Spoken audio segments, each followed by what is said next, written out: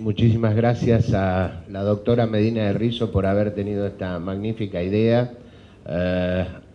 y hacerme participar en ella, a la DAIA por compartirla y con la esperanza, como dijo el presidente de la DAIA, que este sea un primer punto de partida para otro tipo de actividades. Bueno, yo la verdad es que soy, aunque a veces no me han creído, soy un fervoroso partidario del género femenino, no solamente porque sea varón, Sí, bueno, pero sí, también, pero realmente me parece que lo que pasa con la mujer judía es lo mismo que lo que pasa con todas las mujeres en todas las partes del mundo. Y aun cuando creo que los valores importantes tienen que asumirse a partir de lo positivo, creo que no podemos dejar de tener en cuenta que la verdad es que la historia de la mujer en el mundo y la historia de la mujer judía también en muy buena medida está fuertemente ligada a la lucha contra la discriminación. En general, la discriminación suele recaer sobre minorías, salvo dos grandes mayorías en todo el mundo, que son severa, fuerte y brutalmente discriminadas. Primero los pobres, segundo las mujeres. Son las dos grandes mayorías fuertemente discriminadas en el mundo. Y en este sentido creo que la mujer en general, también como suele pasar con la mayoría de los discriminados, para ser considerados iguales, tienen que ser mejores. Y la mujer al tener que, o al decidir ingresar a los sectores de la vida del mundo que tradicionalmente no le estaban asignados, es decir, cuando además de ser esposa, madre, quiso ser profesional, emprendedora o asumir otros roles, política, lo que fuere, bueno, la verdad allí que, para decirlo coloquial, si se quiere hasta un poco groseramente, como negocio hizo un pésimo negocio porque empezó a sumar. Es decir, las obligaciones que ella tenía a cargo como mujer, como madre o como esposa, antes de entrar en esos campos, lamentablemente en la mayoría de los casos y en la mayoría de los países del mundo no comenzó a compartirlas con el varón. Yo no puedo dejar de olvidar cuando hace bastantes años, y esto me pasó una sola vez digamos, en los 17 años que llevo como juez de cámara, cuando un secretario me dijo una vez: doctor, mire, tengo que pedirle permiso para faltar mañana, porque los chicos están enfermos. Mi mujer también trabaja en el Poder Judicial y cuando los chicos se enferman faltamos una vez cada uno. La primera vez en mi vida que un varón me pidió permiso para faltar al trabajo, para ocuparse de los chicos, fue esa, y fue la última. Nunca más lo volví a escuchar. Entonces, esto me parece que realmente la mujer ha tenido que multiplicarse. Es decir, sin dejar de seguir asumiendo los roles que tenía, empezó a sumar otros. Y comenzó a tener que competir en un mundo de varones. Y para esto, lamentablemente, muchas veces ha sucedido que pensó que asumir roles o características del tipo masculino la ayudaban, y en realidad a mí me pareció siempre que esto, lejos de ayudarla, la perjudicaba, porque el arma más poderosa entre los varones de la mujer es la feminidad. Entonces, si la deja de lado en cualquier área o en cualquier campo, me parece que deja de hacer su aporte más importante. Es cierto que en el judaísmo también la mujer ha tenido que históricamente luchar por su lugar, pero es cierto también que han habido algunas diferencias. Hay quienes dicen, de los que saben y que estudian, que las matriarcas eran más respetadas a veces que los patriarcas. Hay quienes dicen eso, te estoy hablando de los estudiosos de los textos sagrados.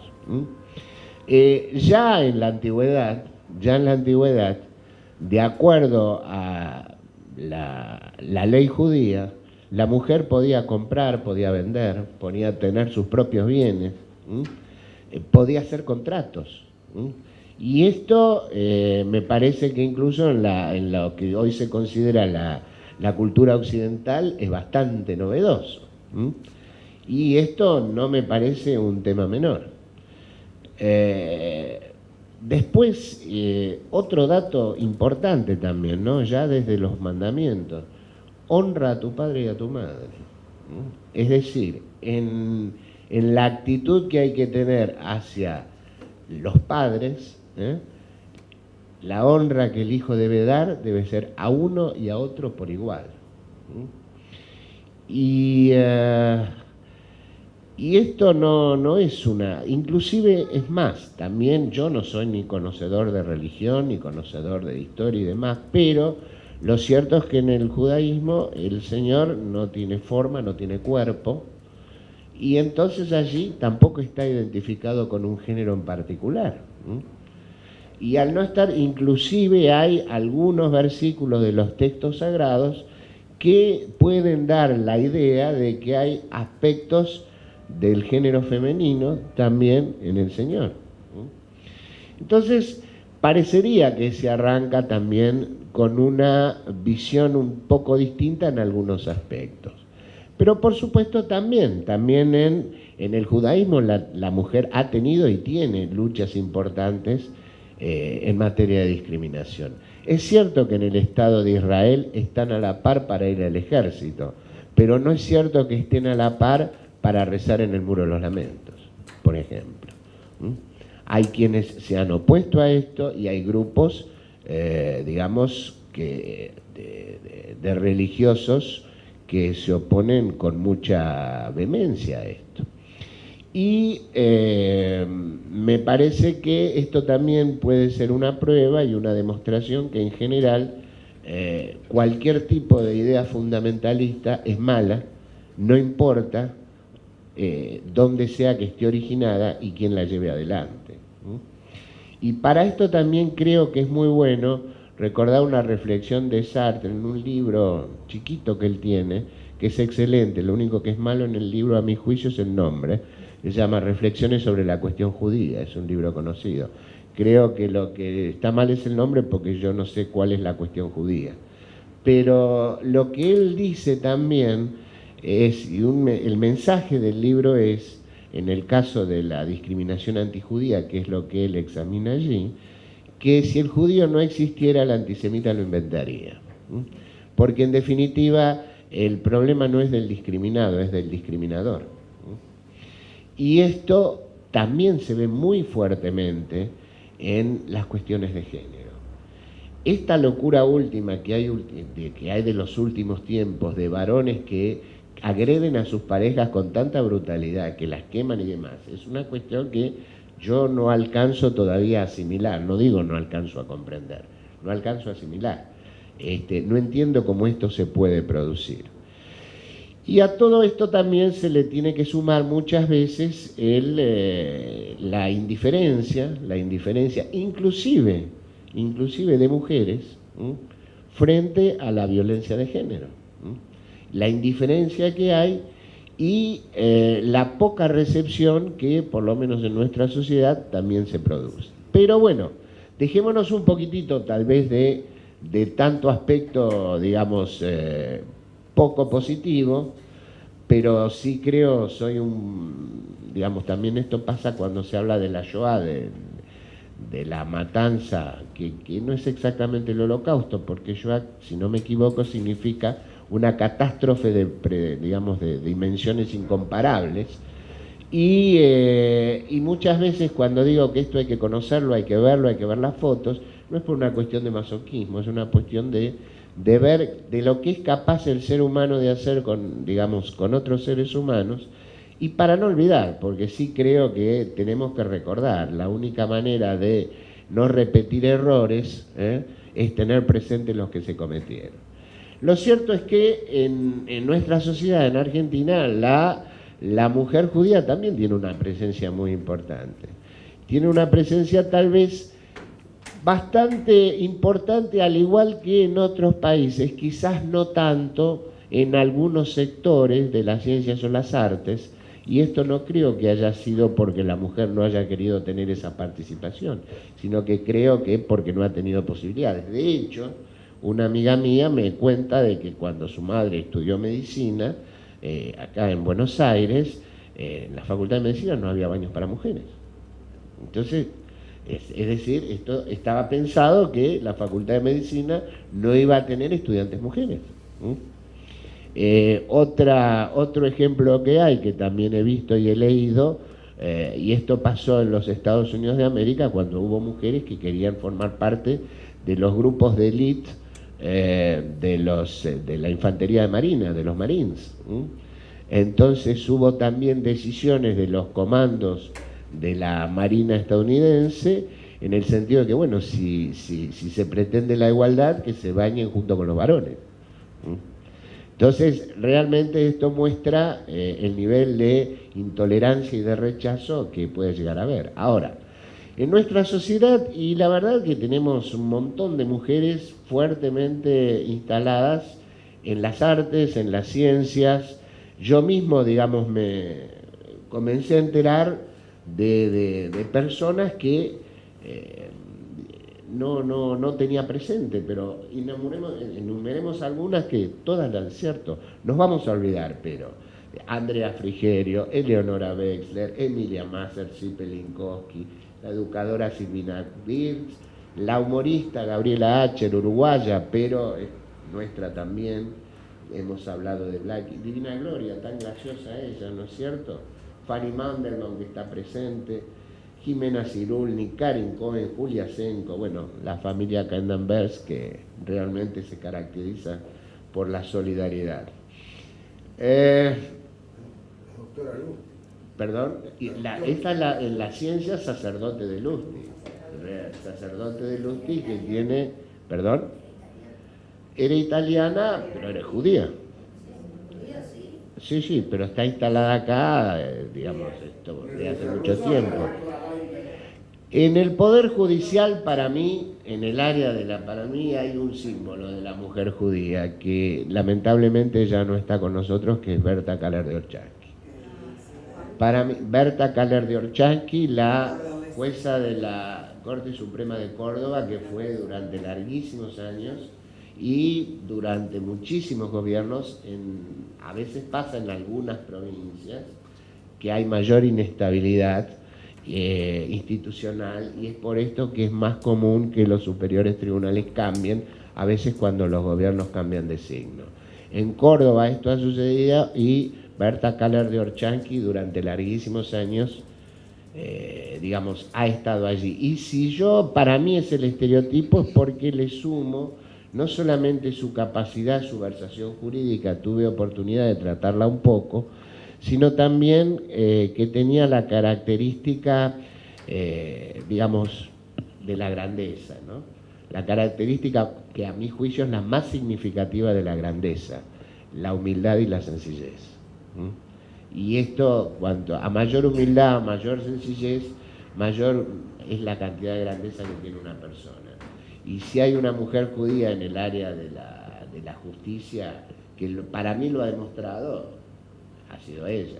Por supuesto que también hay otros, está Dida Kemmelmacher, Isla Cohen en el Superior Tribunal, Weinberg de Roca, que formó parte de tribunales internacionales.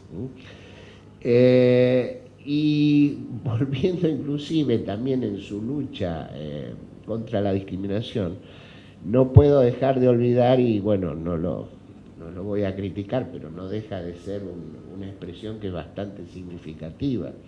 Un socialista por excelencia como era Ben Gurión, decía que Golda Meir, antes de ser primer ministro, era el mejor hombre de su gabinete. ¿No es cierto? Y también había un chiste bastante grosero que explicaba por qué Golda Meir usaba polleras tan largas, ¿no es cierto? Entonces, esto también muestra fuertemente cómo desde distintas aristas y por distintas vías, digamos, el varón muchas veces, y aún un varón como Ben Gurión, que era absolutamente progresista, tan progresista era y tan socialista que en realidad empezó a observar el sábado solamente a partir de que lo nombraron primer ministro. Antes no lo observaba, esto es cierto. Y sin embargo, bueno, llevaba enraizado también algunos dirían hablando de otros temas, su enano fascista, ¿no? Bueno, su machismo lo tenía también bastante incorporado, ¿no? Entonces, en este sentido, creo que no tenemos que olvidarnos de esta constante lucha. También hay una mujer que era una pequeña, gran mujer, que realmente nos dejó mucho, y no podemos dejar de mencionar a Ana Frank, creo que no la hemos nombrado hasta ahora, ¿no?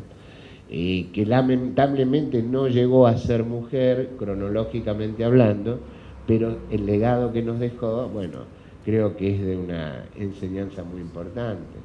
Hannah Arendt, que también recibió, digamos, cuestionamientos fuertes por su visión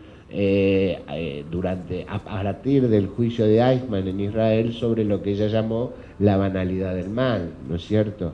Es decir, tratando de mostrar cómo en realidad, y esto creo que no terminó de ser comprendido, y de allí las críticas.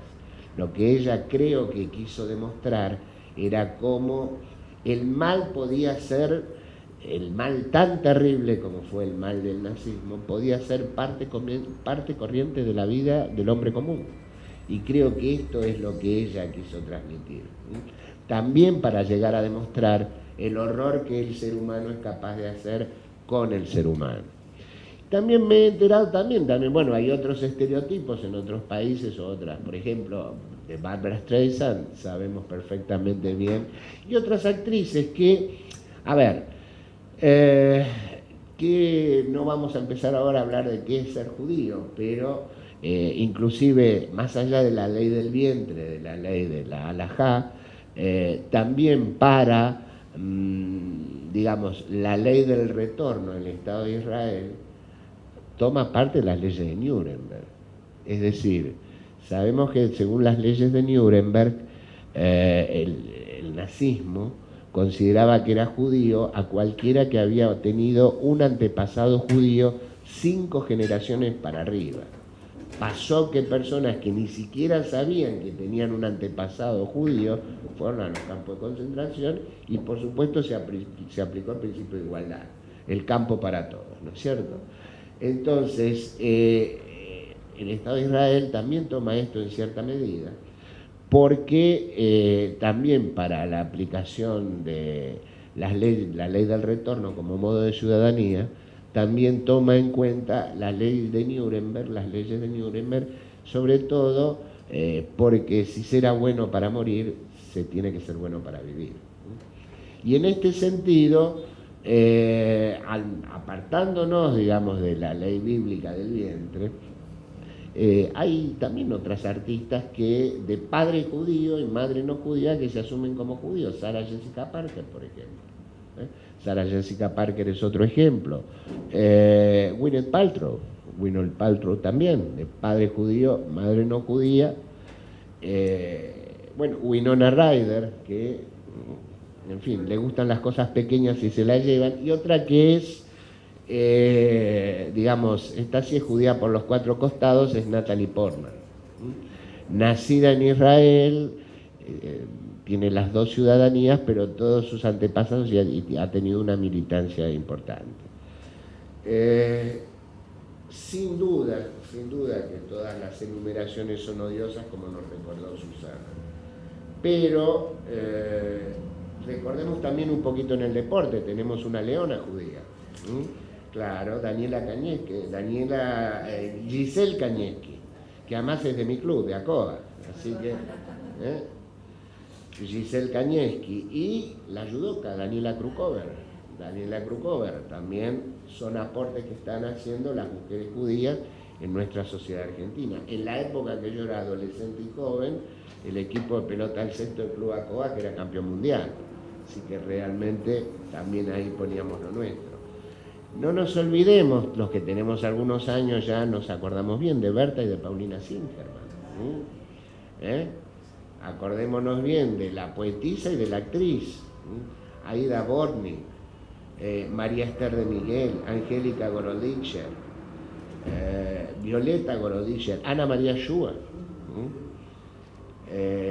Y dentro del tango también tenemos Susana Blasco, Susana Blaskowski, Rosita Montemar, Suri Golfa, en fin, Flora Nudelman también, exactamente.